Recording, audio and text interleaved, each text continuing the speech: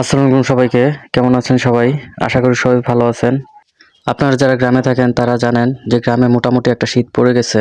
এই যে দেখুন বন্ধুরা আমার ঘরটা, এই ঘরটা মূলত গরমের জন্য পারফেক্ট একটা ঘর। এখন যেহেতু শীত চলে আসছে সেক্ষেত্রে দেখা গেছে আমার গৃহপালিত যে ছাগল, হাঁস, মুরগি ওদের ঠান্ডা লেগে যেতে পারে। যার জন্য আমি বাইরে দিয়ে যতটুকু সম্ভব ভালো করে পর্দা দিয়ে দেব। এই যে দেখুন বন্ধুরা আমার কাজ কমপ্লিট। আর আপনারা এই শীতে আপনার গৃহপালিত পশু পাখির জন্য কিভাবে ব্যবস্থা নিয়েছেন অবশ্যই কমেন্ট করে জানাবেন। আরেকটা বিষয় আপনাদেরকে জানিয়ে রাখি, এই ঠান্ডায় আপনারা অবশ্যই আপনার ছাগলকে এরকম জায়গায় রাখবেন, উঁচু জায়গায় রাখবেন, যাতে করে ওর বুকে ঠান্ডা লেগে না যায়। আর আপনার ছাগলকে কে কে পিপিআর ভ্যাকসিন দিয়েছেন অবশ্যই কমেন্ট করে জানাবেন। আর যারা দেন নাই অবশ্যই দিয়ে দিবেন। তো আজকে এই পর্যন্ত।